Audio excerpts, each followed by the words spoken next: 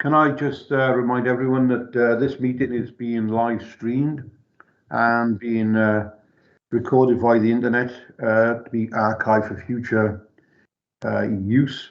Could everyone mute themselves if they're not speaking, just so we can cut down on the feedback? Anybody who wishes to speak, just please put your hands up, or it's easier if you're on the screen, put your hand up, or just press the little button, and I should see you. If anybody's having any difficulty in hearing again, can you just let me know through the web chat, or just put your hand up and we'll see what we can do with that one. If you have a webcam, can you just turn it off so it would make things a bit easier? Okay, that's the end of housekeeping. So can we start off? Do you want to adjourn it now, Gareth, and wait for Yes, please, Chair. I know Councillor Patel has said she's literally joining any second now. She's just waiting for the teams to load up. So hope she'll join us in a short moment. So if you just wait, people to be patient. I'm sure we'll start as soon as possible. Happy to adjourn a meeting and wait for Councillor Patel to join us. Thank you, Chair. Thank you, everyone. Thanks, Mark.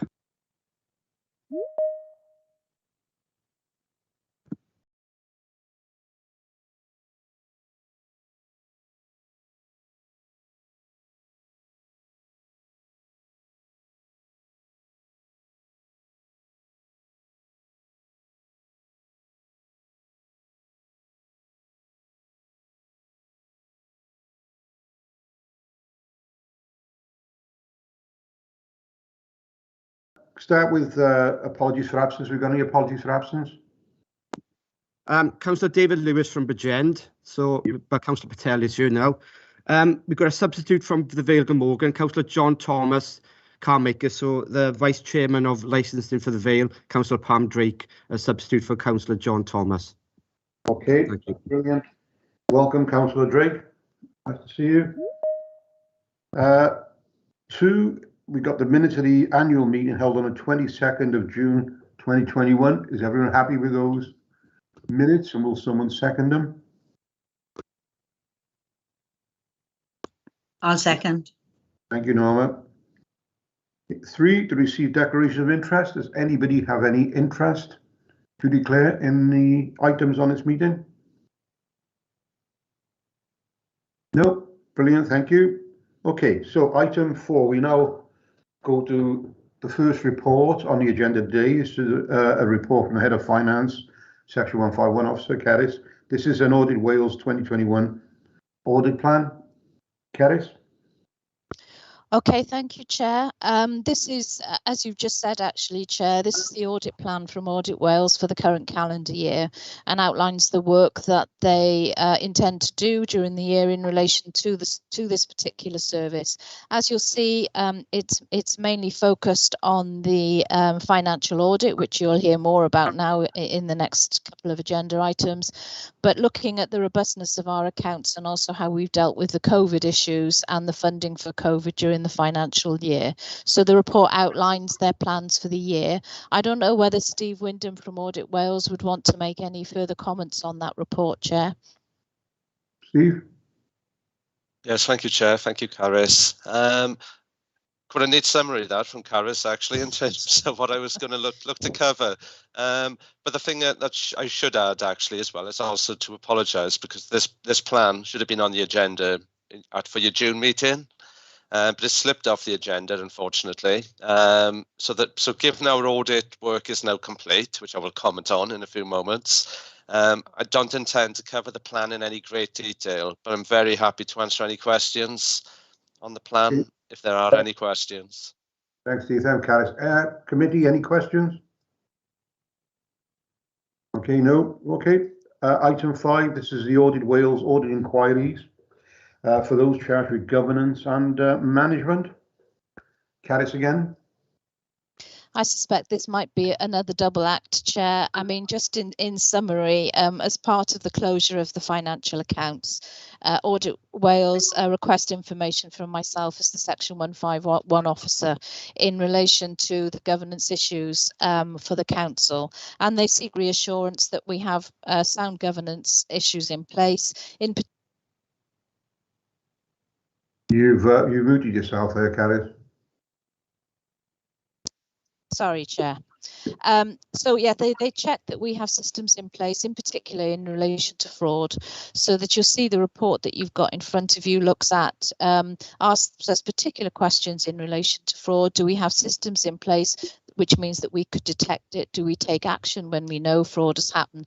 And also to report whether or not we're aware of any fraudulent activity through these accounts during the past financial year. So you'll see the response that I sent back to Audit Wales attached at Annex A of the report. And this has been submitted to Audit Wales, and they've looked at it as part of their audit. I don't know whether Steve would want to add anything in relation to that. Steve? Just a few words. Thank you both.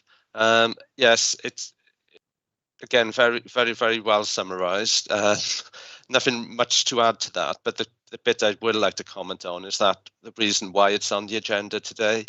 It's on the agenda largely because, one, you should have sight of it, and secondly, it gives you the opportunity to comment on it. If so, it could be you, for example, you totally disagree with the comments made by officers, but hopefully they're in tune with your sort of understanding of events at the SRS. But it's just to give you, as a joint committee, as those charged with governance for the joint committee, to sort of provide your comment and feedback if there is anything counter to what's been included within the document. Thank you, Steve. Committee, any questions, any feedback on item 5 on the agenda? No? Okay, thanks very much. Item 6, this is the audit. Sorry, Councillor. Sorry, Chair. Councillor Mackey would like to say something. All right, sorry, Norma, didn't spot that. I just wanted to say, you know, that we are kept fairly well up to speed with things at every meeting we come to, and you know what I mean. But I mean, then to see it audited, nothing comes as a major surprise to us, I don't think. And yeah, I think it's really well done, you know. And my hand, you know, heart goes off really to the officers who do that work. Fantastic, really, in very difficult times. Agreed. Thank you, Norma. Okay, item 6. Chair, sorry, Chair, if I could just then interject. I do apologise. I can't raise my hand. I'm looking from mobile at the moment.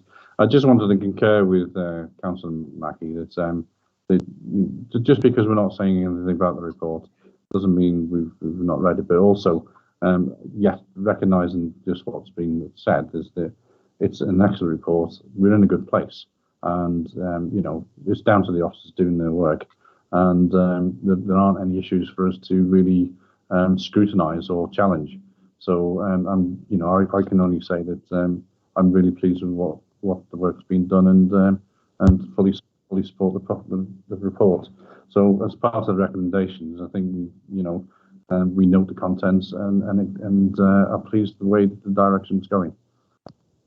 Thanks, Ed. Appreciate it. Thank you. Anybody else? No. Okay, item 6, this is the audit, the 2021 SRS financial statement.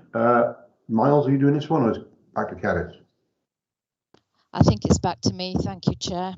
I'll start with this, but Audit Wales will have more to say on this one. This is just, if you remember, Chair, at your meeting in June, committee saw the draft statement of accounts for the SRS, and at that time we said that they would then be submitted to Audit Wales for the audit process to be undertaken. That process has now been undertaken over the summer, so what you have in front of you are the final accounts for the 2021 financial year. So you have the statement of accounts attached at Appendix A to your report, and you also then have the report from Audit Wales detailed in their findings in Appendix B. I think it's probably appropriate now, Chair, if that's all right, to ask Steve to come in and talk about the work that they did and the issues that they found during the audit. Okay, thank you. Steve? Okay, thank you. Thanks. To take you through the audit in terms of our conclusions, I'd refer you to our report, which is in the bundle, and I'll take you through that if I may. Presumably you've all seen the report anyway, within the papers. But this report is something we report to the conclusion of all of our audits, to be perfectly honest, be it a joint committee, be it an NHS body or a central government body, and it reports our conclusions and findings upon our audit. So in this case, we're reporting our findings, obviously, on our conclusions on our audit of the Joint Committee's accounts for 2021, and its sole purpose really is to inform your decision as to whether you wish to approve the accounts. So I'll take you through the report section by section, and I'm very happy to take any questions then at the end. But if there is a burning issue as I'm going through the report, please, interrupt, and I'll do my best to address it. But the first part of the report is the introduction section, and paragraph 6 within that, in that section, refers to the fact there were still some additional procedures to complete the audit. And this was at the time of writing the report, bear in mind. Things have moved on. That was a week, 2 weeks ago. And I can now confirm that all work is now complete. So it's just to make sure you're aware of that point. The next section of the report talks about COVID-19 and the impact that's had on the audit and officers, to be frank, because unsurprisingly, the pandemic has continued to have an impact on the audit. The audit process, because the accounts were prepared remotely. The entirety of the audit was undertaken remotely, which is the first time I can recall that in my whole experience of audit. And the accounts and audit deadlines have also been pushed back as a result of the pandemic. So it's had an impact, and also in terms of the delivery of the audit, the day-to-day sort of running of the audit has been quite different to maybe not last year, but to how we would normally undertake it. But despite these challenges, we had the accounts, the draft accounts, in good time. They were of good quality, and we did have a good level of engagement from officers to support the audit process. So it's a good opportunity, I think, to convey that thanks, because without that support, it makes our life as auditors extremely difficult in normal circumstances, never mind having to work remotely. So again, my gratitude for that. The next section of the report talks about the audit opinion. And this is where we provide an opinion on the accounts. And you'll be pleased to know we intend to issue an unqualified opinion. The Auditor General is due to sign the accounts on the 12th of August. So that date is currently set up for that. Of course, subject to your approval, and a copy of our audit report is at Appendix 2. Before I go on to the appendices, the next section of the report talks about significant issues, and this is a very short section of the report, in fact. But if there were significant issues, this is where we will report those matters. There aren't any significant issues, hence the reason for it being so short. Although there are some adjustments that have been made to the draft accounts that went to the committee in June, and I'll run through the most significant of those in a moment.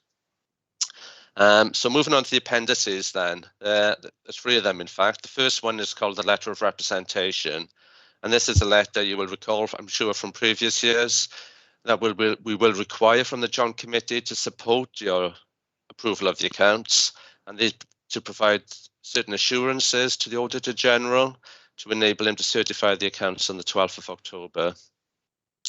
The next appendix is an extract from the accounts of the auditor's report. This is where we provide in, as I say, the unqualified opinion, which is obviously a good outcome for the Joint Committee. And the last appendix there talks about the main adjustments made to the accounts. A number of adjustments have been made, and within this appendix, we're just sort of referring to those of the greatest magnitude. None of the adjustments impact on the bottom line position of the SRS. There's been no, in terms of the final outcome, the closing position, that remains unchanged. The changes that have occurred are more of a disclosure nature and a format in nature. I'll just briefly refer to what they are very quickly. The first of which talks about a change made to the format of the accounts because they weren't compliant with the CIPFA code, which is a requirement for these accounts.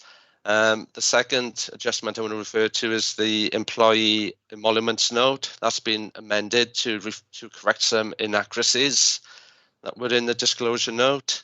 And finally, as a result of the audit, an additional disclosure note has been added just to provide some greater clarity and greater detail on the financial activities of each discrete area of the SRS, just to provide that information to the reader of the accounts. So I'll stop there, but as I said at the outset of taking you through the report, very happy to take any questions you might have. Thank you, Steve. I think it's good to hear your words. I mean, it's been a really difficult and challenging year for officers to do this remotely. As you say, the first time you're aware that this has been, a tremendous job by the officers. Committee, any comments on item 6 on the agenda? Anybody? Caris? Back to you. I guess if there aren't any... Dashina has got a hand up. Let Dashina ask the question and we'll come back to you. Councillor Patel? Thanks, Chair. I just wanted to just say thanks to all the officers, because I think putting this together and in this uncertain time, when you've got money coming in, money going out, I think it's been a real difficult task. And, with last minute grants from Welsh Government, not sure what services and things are going to be covered. I think it's been presented really well here. And I don't think that was an easy job. I also, I don't know how they've done it working from home. So just wanted to put on record, I think, I speak for everyone on the committee, that they've done a really excellent job. So just wanted to make sure that point got minuted. Thank you, Councillor Patel. Caris? If I may then, Chair, if there are no other comments, there were 2 issues I would just like to say that, as Steve has already alluded to, these accounts need to be formally signed off. So if it's all right with you, Chair, we'll be asking you to put your signature on some of these papers so that they can go back to Audit Wales now to be formally signed off by the Auditor General. And then just the final point is that just to sum up, I suppose, on the financial position at the end of the year, which was that there was an overspend on the accounts of 250,000. And the proposal is that we keep 100,000 of that in reserves, because when we come to a later agenda item, you see there are some financial pressures in this year's budget, in particular in relation to one particular issue, but that the remainder is allocated back out to the 3 authorities in line with the split on the core budget, which is what we've done in the past, so that all 3 authorities will receive some money back in relation to last year's funding. Okay, that's great. Everyone happy with the proposal? Everybody happy for me to sign? Sorry, yes. Chair. Ed? Yeah, sorry, Chair. It's Eddie Williams again. I appreciate that we, I appreciate as councillors we're supposed to draw the money back in. I'm just curious as whether that money could be used for staffing and whether that's appropriate. So I agree with the proposal for Caris on the subject, on the basis that we won't need that additional funding for staffing elsewhere, if that's okay. Within the.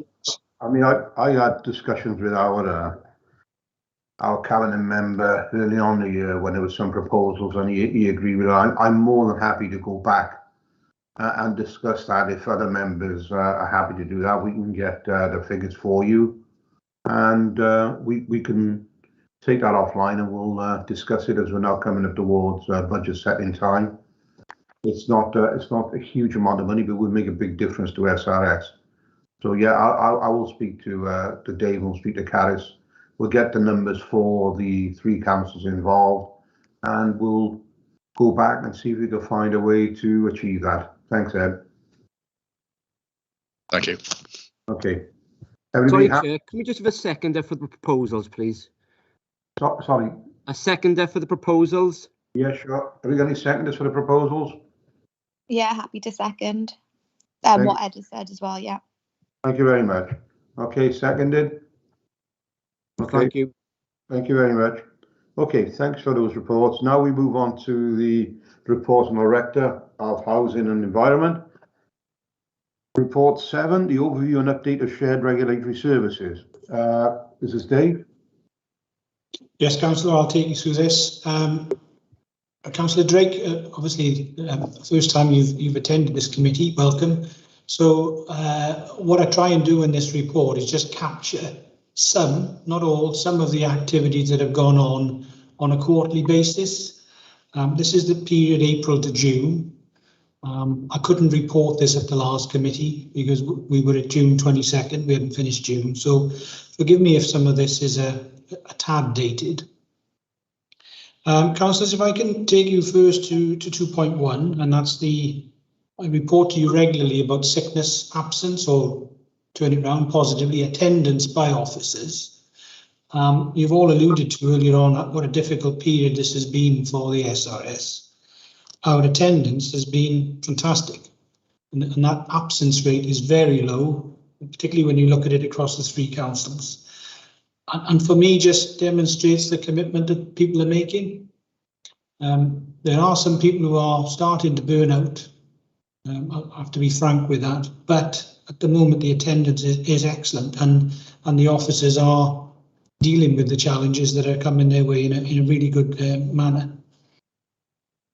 Also on the HR front, I flag to you the match funding programme that we've done with officers.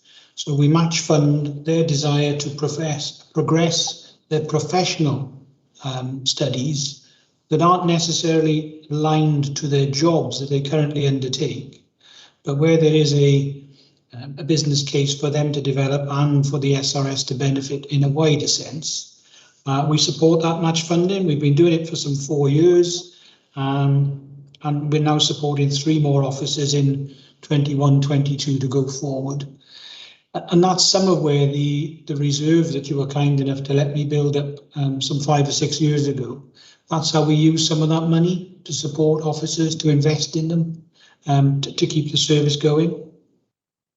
In 2.3, I do flag to you that we have lost a number of officers. Councillor Williams alluded to that earlier.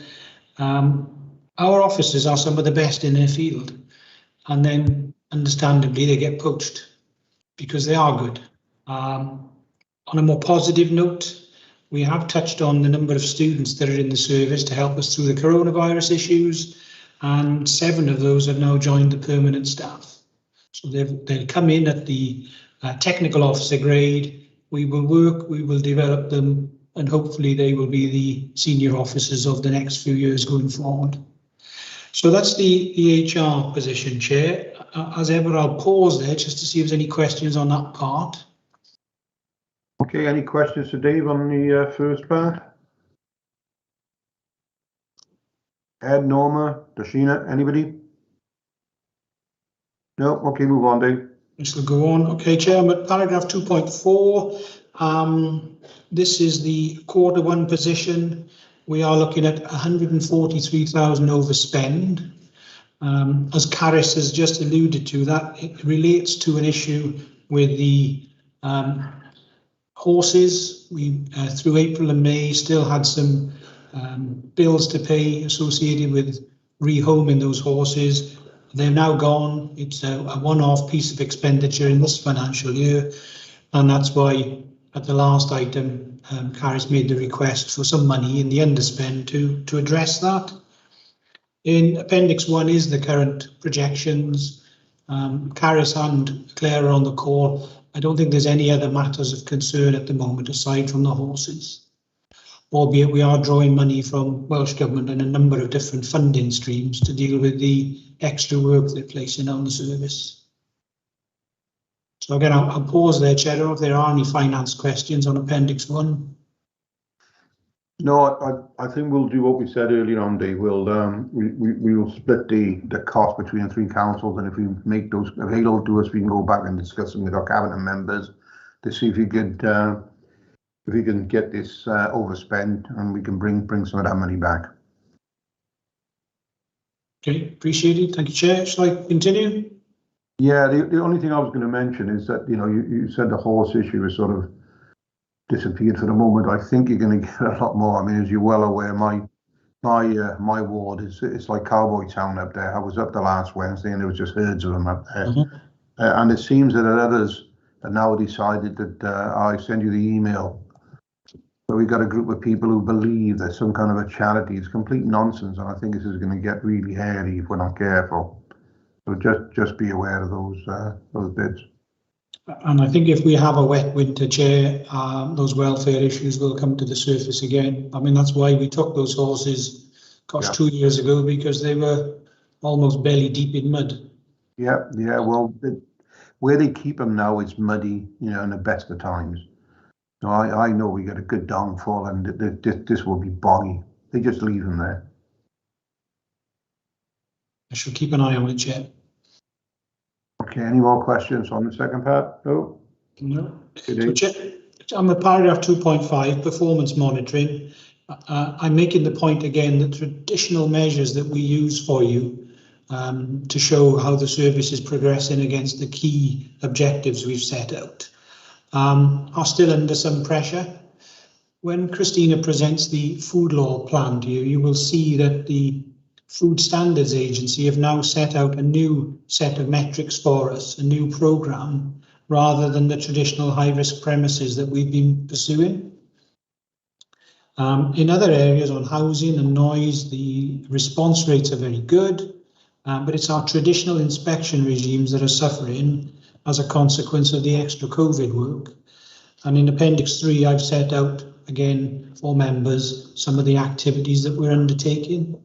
Members hopefully will be familiar with the JET teams, the joint enforcement teams with the police. They've been extremely successful to the extent that the police are now asking us to consider a longer term footing for that type of arrangement on the wicked issues sometimes that fall between the SRS and the police that elected members get a lot of correspondence about. And maybe working together we find solutions to some of those. So those conversations are ongoing at a relatively senior level in the police force. So I don't know, Chair, if there are any questions on the performance appendices. No, anyway, Norma, I believe. Yeah, thanks, Dave. Yeah, I'm on the JET teams. I mean, yeah, I'm being a councillor in Cathays in the city centre in Cardiff. I would more than welcome those JET patrols to continue.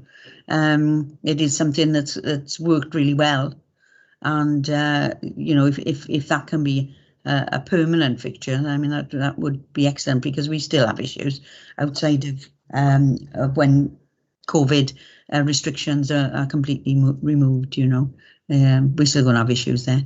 I was going to ask as well about the follow-up of noise when officers are not going into premises now. That hasn't worked so well, obviously, because you know they can't get the testing that they want. And I was wondering how long that's going to last. When are we thinking that they can go back to doing, you know, going inside buildings to record noise levels? So that process is back in swing now, Councillor. Obviously, we are applying a risk-assessed approach, and the current infection rates are climbing quite significantly. You will be aware of that. So we are almost on a day-to-day basis reviewing how our officers work. We don't want to place them at any significant risk. So there is a risk assessment process they go through when they contact a noise complainant, when someone wants to use the pest control service. There's an assessment done. You know, we try to ensure that nobody in the household has COVID, try to ensure we can have free access to the premises to do what we need to do and come back out again. If you'd asked me this question 10 weeks ago, I might have had a slightly different answer, but as you know, from your personal experience, the infection rates are climbing quite significantly. And we've seen a lot of people go down with the virus far more than we'd anticipated. No, thank you for that. Hopefully it'll start dropping the other way before long. Yeah, well, it's one of those, just as you think you're getting back to normal, we've seen an incredible spike in the infection rates, and the Vale Morgan and Cardiff Ambridge end have been hit to varying degrees. At the moment, the Vale Morgan is challenging to be top of the league table, which is not something we want to see. Well, as it happens, we got a members briefing on COVID tonight, I think with Health Wales, so we'll pick up a bit more information. But it is challenging. I mean, I got friends of mine with 3 children. First week back in school, the 3 of them contracted it, and with universities going back now, it's bound to spike. We had this last year, we're going to get it this year. But okay, any more questions on that part of the report from Dave? No, carry on, Dave. Okay, Chair, so the next few paragraphs I just set out, it's a little chronology really, and as I say, this is a little dated in terms of where we are right now, but it just sets out what was happening in May, test events being sanctioned, the economy reopening, travellers going abroad, and actually some of the failings in the returning travellers system meant that the Delta variant got into Cardiff a little earlier than it got into the rest of the country. And actually the Delta variant has meant that we've, to a degree, lost the battle against the virus. We'd done quite well up until then, but this virus is more infectious. For want of a better description, is stickier. It's more difficult to avoid. The vaccine is providing some protection, but it is not preventing the people contracting it and transmitting it, even if they've had both jabs. And that's why the infection rates are so high at the moment. You set that against a double jab population that is at alert level 0, and the Delta variant is still causing some real issues for us in terms of numbers. And that means that we've continued to stay at the test, trace and protect walls, really. Primarily Christina's officers, doing that work with Public Health Wales, with the TTP teams, and with the University Health Board, and those 4 organisations are doing what they can to stem the tide, working quite closely with the schools, with the care homes, trying to protect the more vulnerable in society from the worst effects of the virus. So those paragraphs, Chair, are an overview of COVID. Again, I'll pause to see if members have any questions on the coronavirus work. Any questions? Sorry, Chair, it's Eddie again. No questions, Dave or Chair, but it's just a recognition that you put this in a couple of paragraphs. A lot more, could go in there. It could be tomes of information, legislation changing, all that sort of thing. Again, it's credit to the regulatory services for dealing with where we are at the moment. I just hope the message gets to everybody in the public that we're not out of the woods yet. Thanks, Ed. Dave? Okay, Chair, I'll carry on. So paragraph 2.1.2, I just give you some indication of how we're doing against the SRS business plan. That's something you asked me to do now as a regular issue on the quarterly report. At the moment, I'm saying of the 48 actions, 1 has been completed fully, 22 on target, 16 in progress, 7 not scheduled to start. And as a consequence of today's meeting, a number of the actions identified, the couple of plans, etc., will get ticked off. So when I report to you again in December, that will be a better picture of progress against the plan. One of the actions that is there for us is the Communicable Disease Plan that's set out in Appendix 4, and that looks at the work we do to protect public health. So this afternoon, Chris and I have a meeting about an E. coli issue, and all these things are carrying on in the background. Salmonella issues, listeria outbreaks, some of which is not being seen because of the coronavirus work. So the plan is there to show you how we would deal with those issues and how we continue to deal with them. Perhaps the note of concern I would sound is that Public Health Wales are currently engaging us on how councils might play a role in the wider respiratory disease framework. Coronavirus is a respiratory disease. We wouldn't normally have got involved, but it turned into a pandemic. The expectations around flu this year are thought to be quite considerable. And given the excellent partnership work and the networks we've got for coronavirus, Public Health Wales are now starting to engage councils on how we might protect local communities against influenza and any other respiratory issues that might arise this winter. So I flag that to you, Chair. At the moment, those conversations are at an early stage. But when we come back in December, I may have more to talk to you about there. Okay, brilliant. And then, Chair, I'm going to take a break and ask Helen to complete the report, if that's all right. And Helen will pick up on the audits and assessments and the, how we are addressing the Wales Audit Office recommendations. And I mean, you've just heard from the WAO on the financial end of it, but this is more about the service and how it develops. Helen. Thank you, Dave. Thank you, Chair, and morning, everyone. So a few words about audits and assessments. And you will recall that a couple of years ago, we were subject to Wales Audit Office audit of environmental health services. And one of the recommendations arising from that audit was that the council should introduce greater challenge of the level and quality of environmental health services provided. So lo and behold, we've actually been subject to 3 internal audits and 1 or 2 internal audits and 1 external audit in the last quarter, in the first quarter of the year. And the first of those was done by the Regional Internal Audit Service, and that was on the SRS governance and financial controls for 2020-21. It should be. I do apologise. There's a typo in the report. I've put 2021-22. The audit picked up some minor recommendations, which have all been acted upon. And the finding was that there was a generally sound system of governance, risk management and control in place in the service.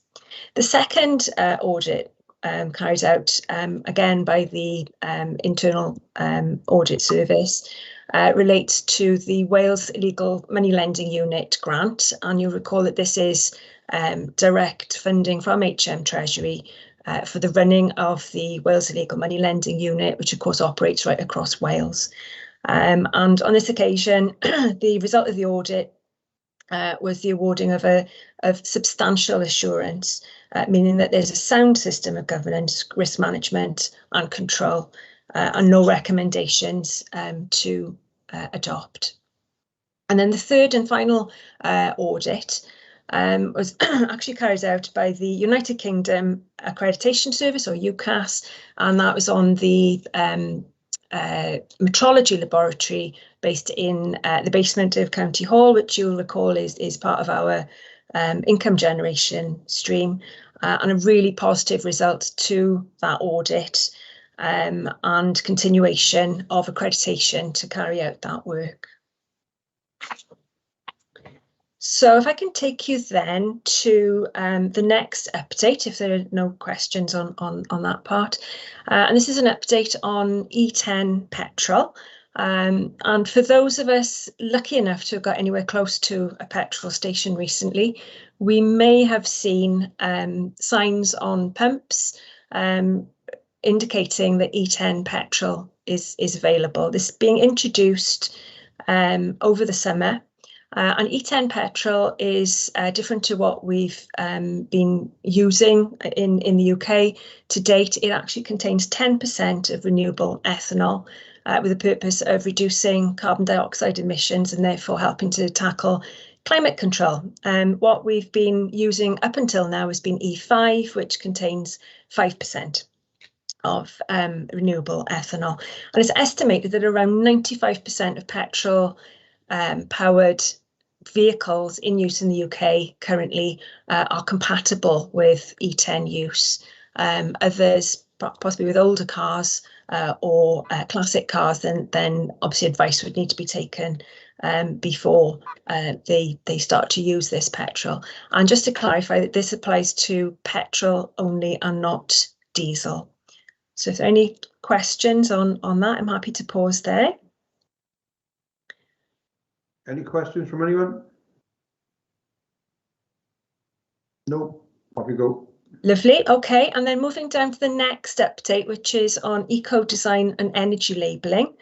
And again, this is where manufacturers are now obliged to tighten up even further on the energy performance of goods, for example, white goods such as washing machines. And the new update, the new labelling policies also set out a new right to repair rule. So it's all about being more environmentally friendly in what we're purchasing and what we use. And then the last update, Chair, is on food allergen labelling. So this is at 2.27 in the report. And I'm sure we'll all be aware of the incidence of food allergy and intolerance, and it's estimated around 2 million people across the UK live with some form of food allergy or intolerance. So the law currently requires that food businesses indicate the presence of 14 major antigens in the food and drink that they supply. So I've set out there the 14 allergens, and 90% of allergic reactions worldwide are due to those 14 allergens. That's why they've been identified. Some of them may look a little unusual. Celery, for example, maybe we don't eat so much celery in the UK, but in Switzerland, Germany, France, the incidence of allergic reaction to celery is quite high, and it varies across different countries depending on diet and the popularity of certain foods. So at the moment, allergy information has to be conveyed to consumers in different ways. If you're buying pre-packed food, so anything that we're picking up on a supermarket shelf, then we've become used to seeing a full list of ingredients with certain things usually in bold writing, and that is indicating the presence of any of those 14 allergens. So that's pre-packed food. There's been a little bit more of a grey area with regard to what's known as pre-packed for direct sale food.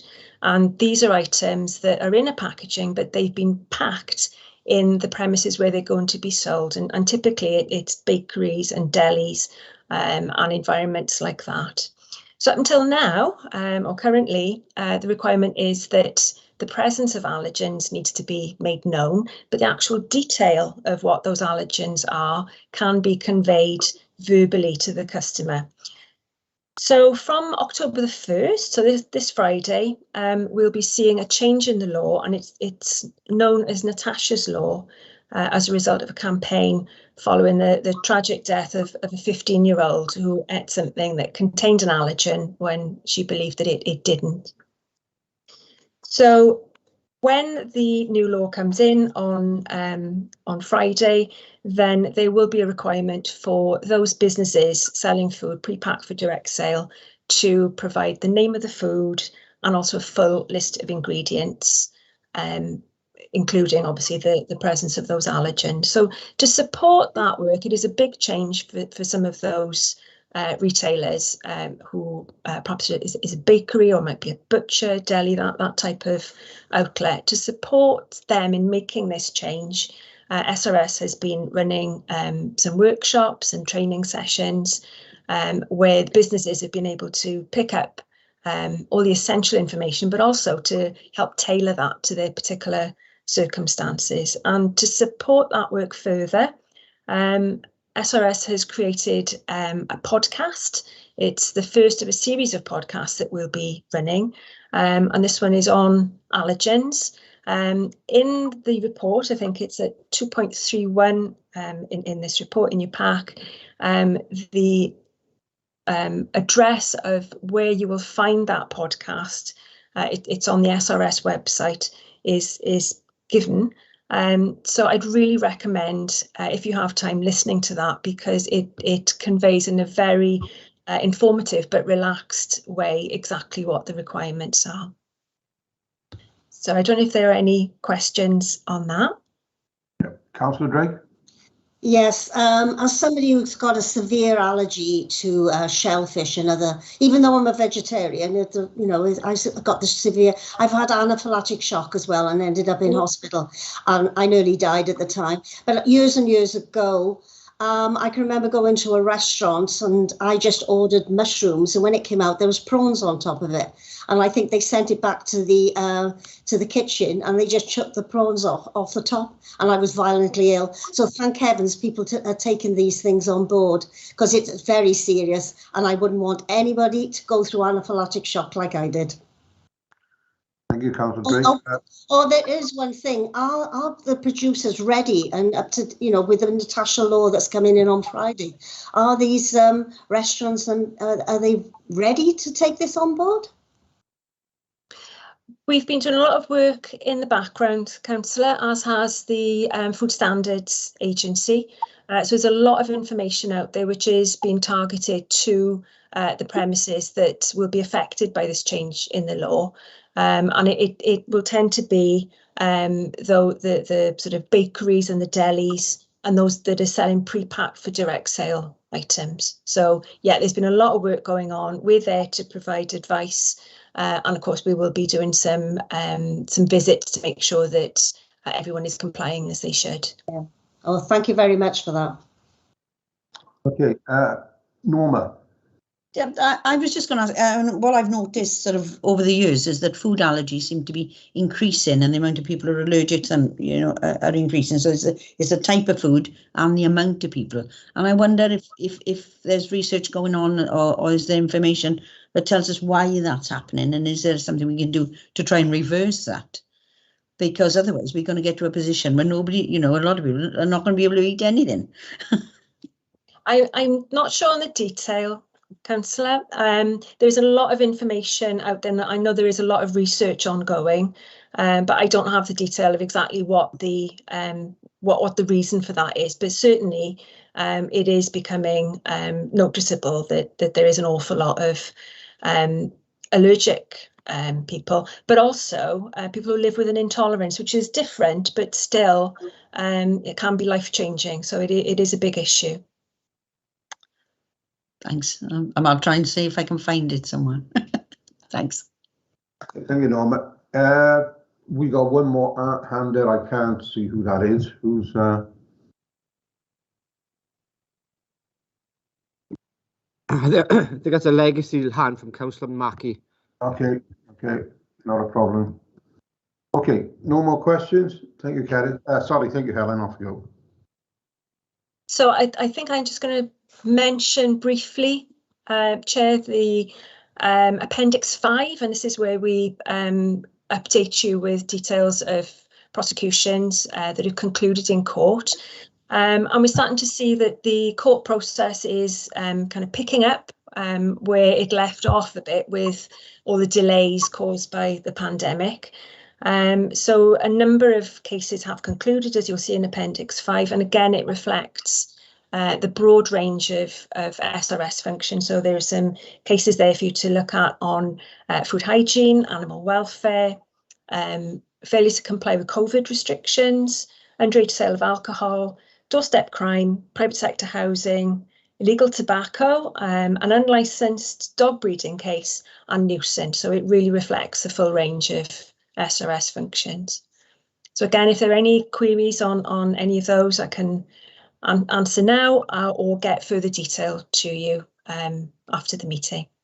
No, I think it's good for people to understand that whilst COVID has still been going on, officers are still working on their day job, so to speak, and carry on, as you say, the full range of offences that we're responsible for. Okay, anybody else? No? Here you go.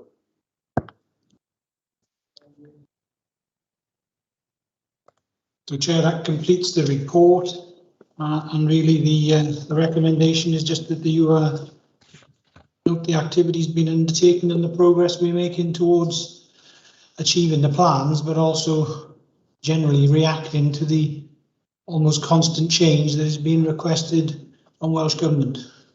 Okay, thanks, Dave. You want a formal approval or seconding? Or just noted what you want with this one? It's just to be noted, Chair. Yeah, I think note the report. Thanks very much. 8, Shared Regulatory Services Health and Safety Enforcement Service Plan for 21-22. Christina's doing this one, I believe. There you go, off you go. I am, yes, thank you, Chair. So this is another one of our statutory plans, which, as you know, we bring to you every year. Section 18 of the Health and Safety at Work Act requires local authorities to produce a plan which sets out the arrangements in place to discharge these duties. The plan, as you know, is designed to inform residents and the business community of SRS, so Bridgend, Cardiff and the Vale, of our arrangements in place to regulate health and safety. You all have a copy of the draft Health and Safety Enforcement Plan, which is contained in Appendix 1. The plan seeks to take account of all our local needs and uses intelligence, and also addresses the national priorities set out by the Health and Safety Commission in its strategic plan. The service plan must identify both reactive and proactive work and include details of planned promotional and educational events.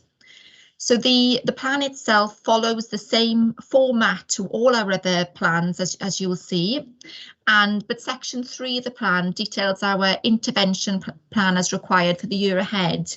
And this includes the work that we must do before we plan on doing anything else, which is accident investigations, complaint investigations, and some permissioning activities, such as responding to licensing and registration applications for skin piercing and tattooing activities and the like.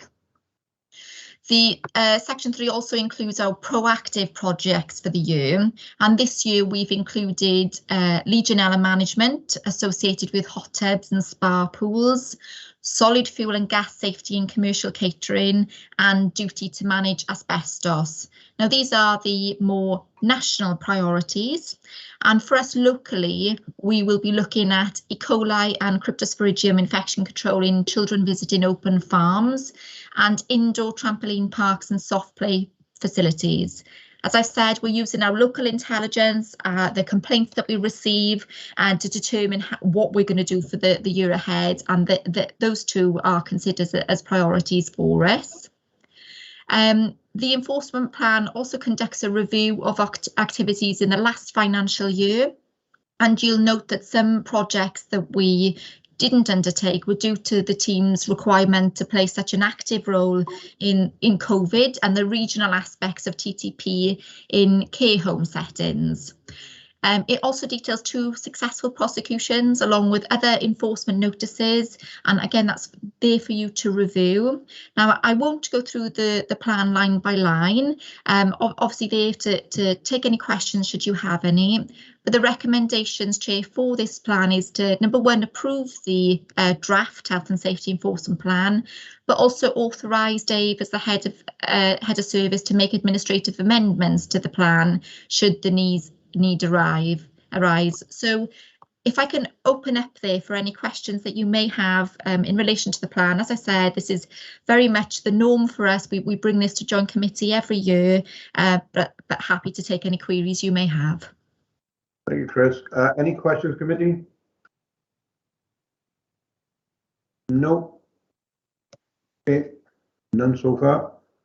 Great. Okay, that's the end of the Health and Safety Enforcement Plan there, Chair. So just the recommendations to deal with there, and that's to approve the Health and Safety Enforcement Plan and authorise Dave as the head of Shared Regulatory Services to make amendments to the plan should the need arise through the year.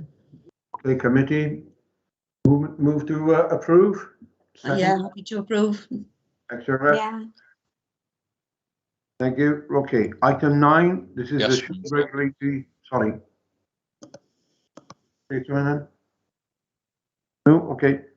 We're now on to number 9, which is a shared regulatory services food and feed law enforcement service plan 21-22. Christina again. That's me, yes, thank you, Chair. And again, another one that I present to you every year. We are, as you know, we're required to produce these plans as part of the Food Standards Agency Framework Agreement. We do so by setting out arrangements in place to discharge our duties. This food and feed law enforcement service plan is produced in response to that requirement and designed to inform you as councillors and residents and other stakeholders in the region of the arrangements we have in place. Again, a copy of the draft Food and Feed Law Enforcement Service Plan is contained in Appendix 1. It's there for information and for you to digest.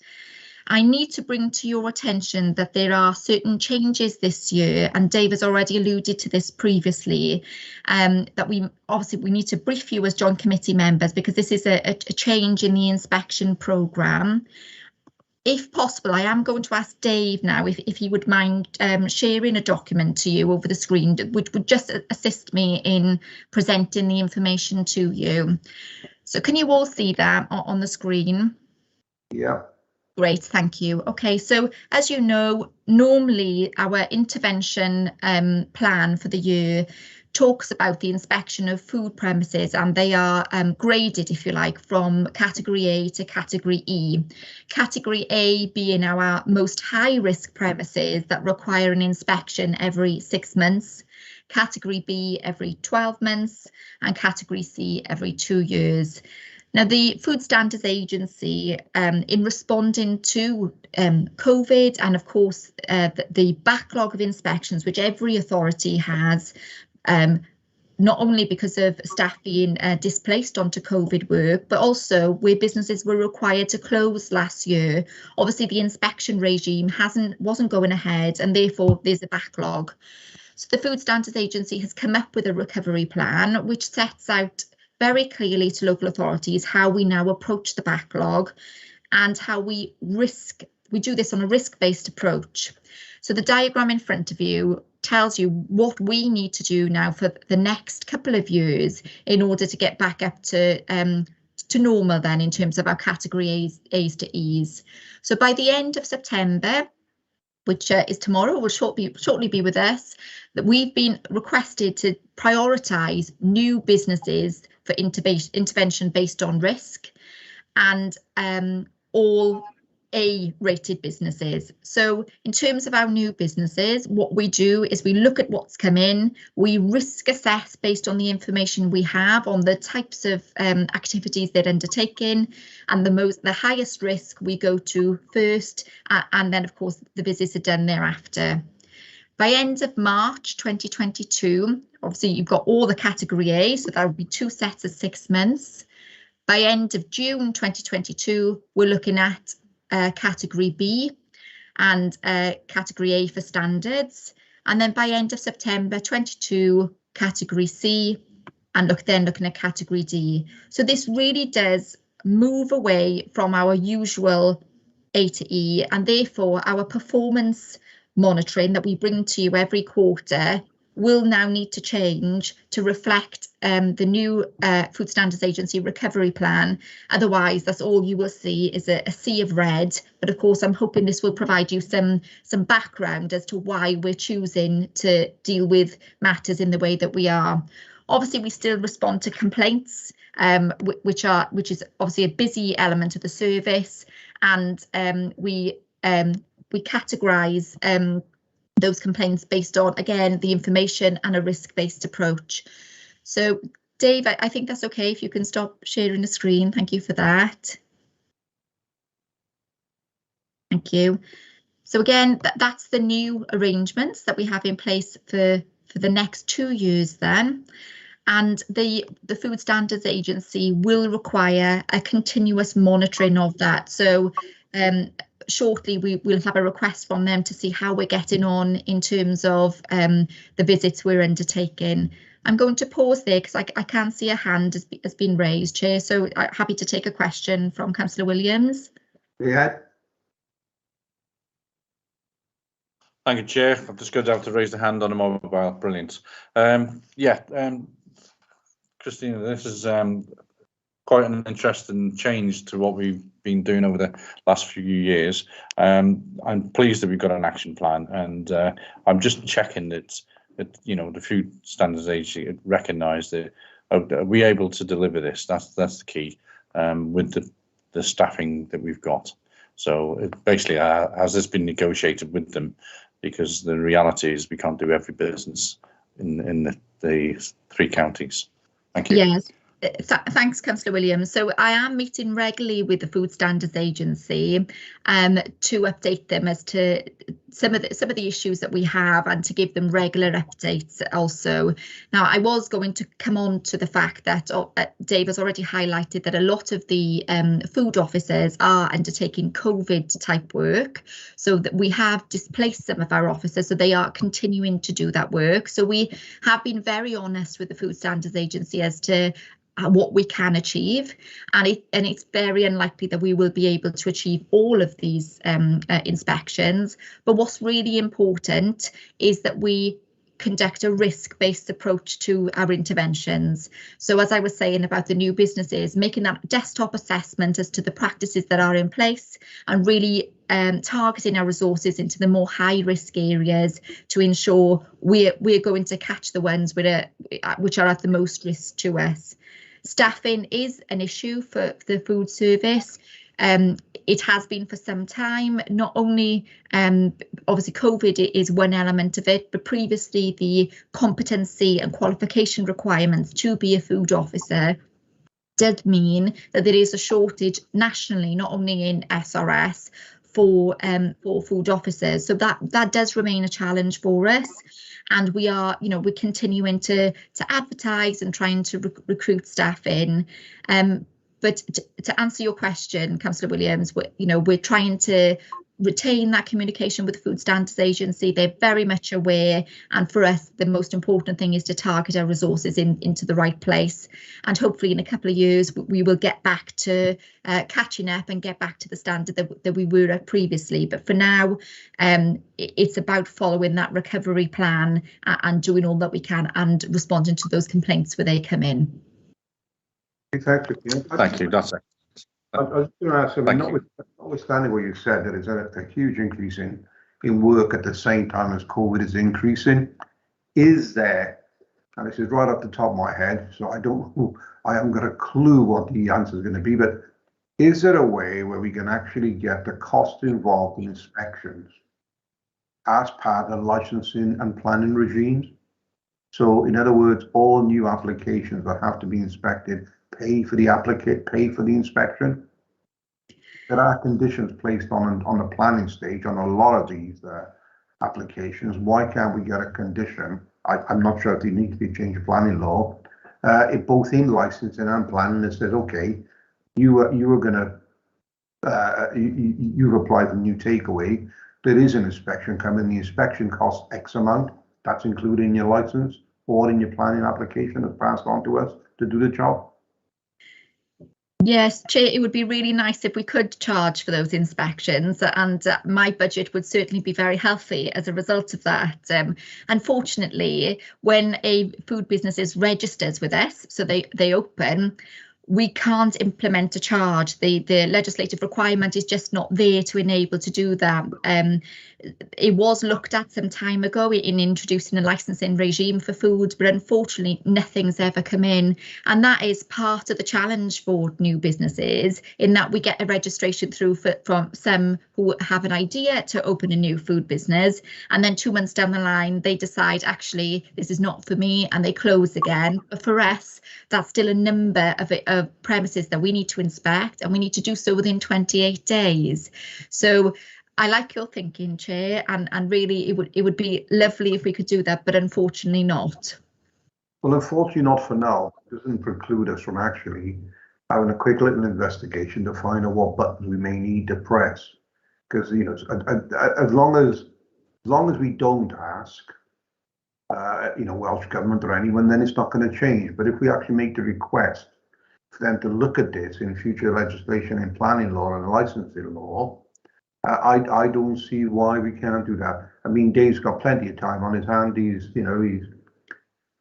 sort of calming down now. I'm sure there's somebody who can knock up a quick report for us to have a look at.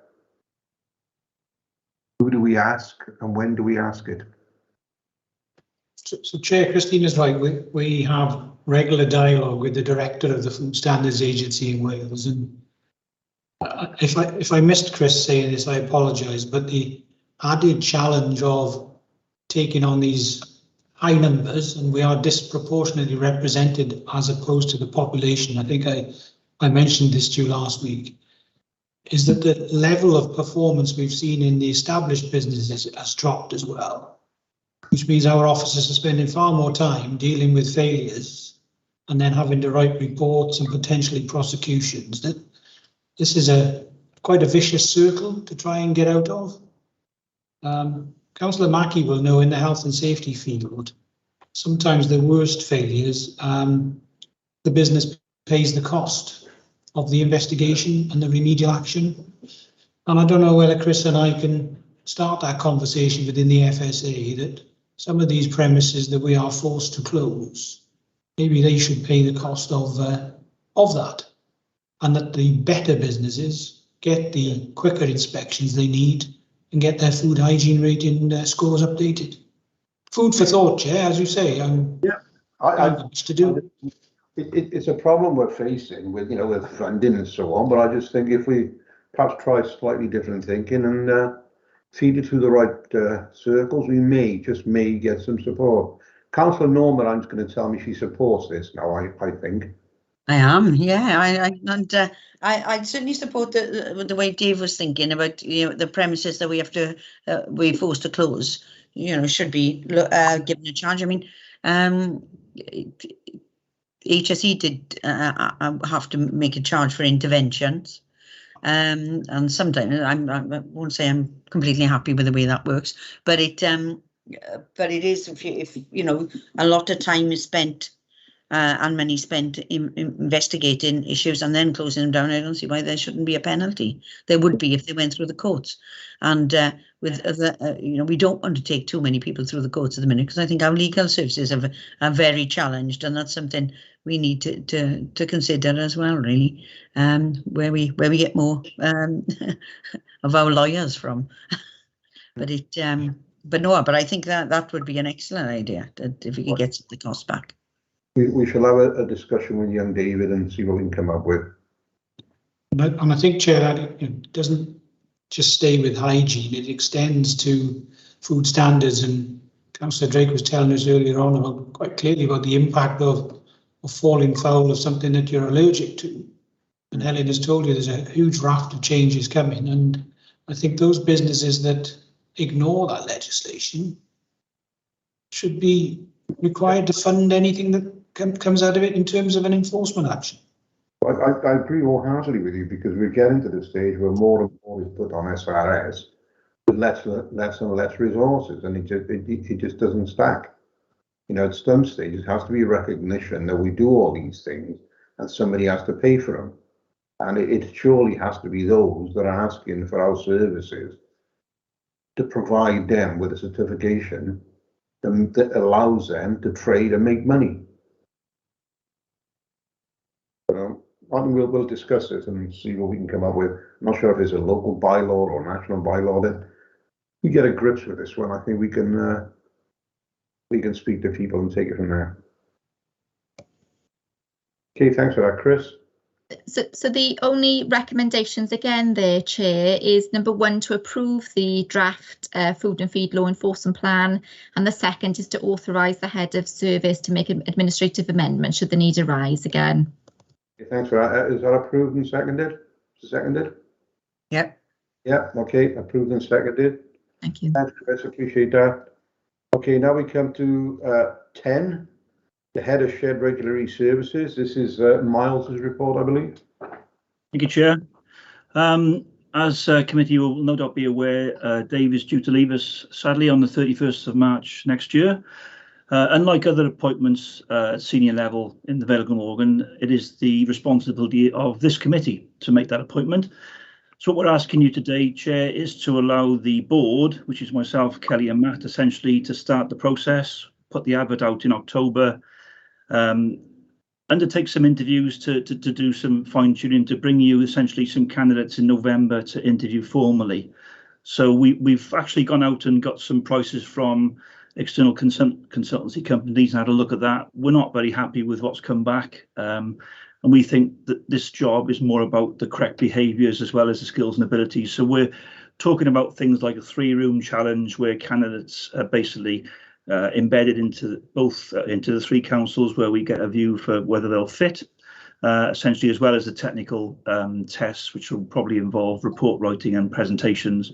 So hopefully we give you 2 or 3 candidates in November that you could look at and pick the best one. So what we're after essentially, Chair, is the delegation to commence that as a board.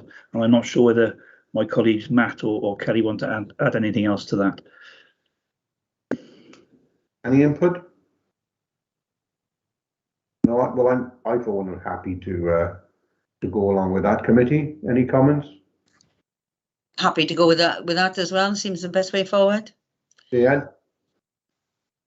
Yeah, I concur. Thanks. Okay, Councillor Patel. Yeah, sadly, but yes, I agree. Look, can we keep the cry until later on? I don't want. I don't want to see floods of tears.